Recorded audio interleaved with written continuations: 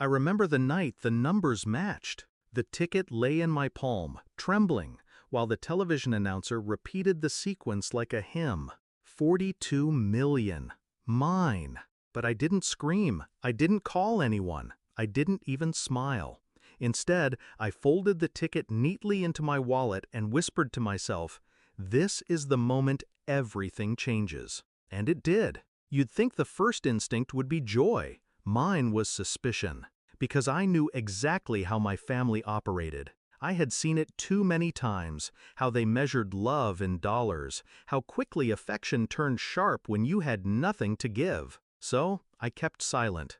No champagne, no confessions, just patience. I needed to know who loved me for me and who loved me for what I could provide. The test was simple. I pretended to fall apart. I told them I lost my job. I hinted that my rent was late. I let my shoes scuff, my clothes wear thin. I played the role of the struggler, waiting for someone to extend a hand. Most didn't bother to hide their disdain. My mother sighed. "You've always been irresponsible." My father folded his paper, muttering, "You should have planned better." My sister laughed and said she couldn't fund my laziness. Each rejection carved into me, not because I needed their help, but because they revealed themselves so easily. But there was one, my cousin Daniel, quiet, unassuming, never the center of attention. When I mentioned my rent, he didn't lecture. He didn't judge. He just reached into his wallet and pressed a crumpled $200 into my palm. "Pay me back whenever you can," he said, his eyes steady, his tone casual. He didn't have much. He worked double shifts at the hospital, barely enough for himself. Yet he gave without hesitation. No strings, no performance, just kindness. That was the moment I decided. When the time came, Daniel would be the only one who knew the truth. Still, revenge had its place. I could have disappeared quietly, built a new life in silence, but that wasn't enough. They needed to see what they had lost. So I began building. Carefully, secretly. Investments, properties, a company formed under a trust.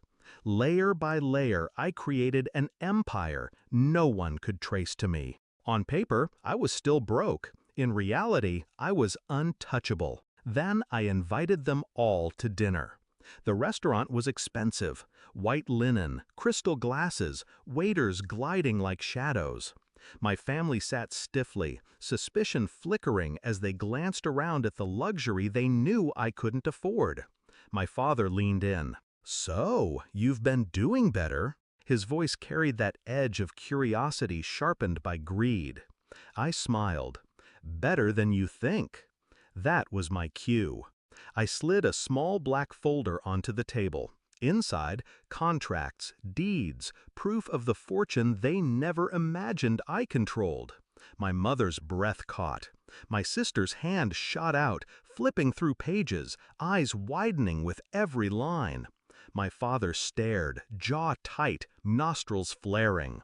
Finally, my sister whispered, "All this time, you were rich?" I met her stare, calm. "All this time, I was testing you."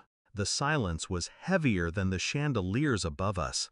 I let them squirm, let them feel the weight of their own words echoing back at them. The disdain, the dismissal, the casual cruelty when they thought I was nothing. Then I delivered the final blow. "Do you remember when I asked for help? Do you remember what you said? Every one of you turned your back, except Daniel." All heads swiveled to him. He looked down, embarrassed, but I kept my gaze steady. "He gave when he had nothing. You had plenty, and you chose to withhold. That's why tonight I'm cutting you off. Not a dollar, not a cent. Everything I own, every company, every property will pass through Daniel. He's my family. The rest of you, just strangers who share my blood." The color drained from their faces. My mother stammered, reaching across the table. My sister protested, tears brimming, already bargaining. My father slammed his fist, furious at the loss of control. But I just sat back, watching them unravel. Because this was never about the money. It was about truth. And truth, once revealed, is merciless. After dinner, I pulled Daniel aside, pressed a set of keys into his hand. A house, yours. No strings, just thank you. He shook his head, refusing at first, but I saw the tears he tried to hide. He understood what the others never would. That generosity is not measured in millions, but in moments when you have nothing and give anyway. That night, as I watched my family scatter into the dark, broken and desperate, I felt no guilt. I had given them a chance. They had revealed themselves. And now they had to live with the weight of their choices. After dinner, I pulled Daniel aside, pressed a set of keys into his hand. A house, yours. No strings, just thank you. He shook his head, refusing at first, but I saw the tears he tried to hide. He understood what the others never would. That generosity is not measured in millions, but in moments when you have nothing and give anyway. That night, as I watched my family scatter into the dark, broken and desperate, I felt no guilt. I had given them a chance. They had revealed themselves, and now they had to live with the weight of their choices.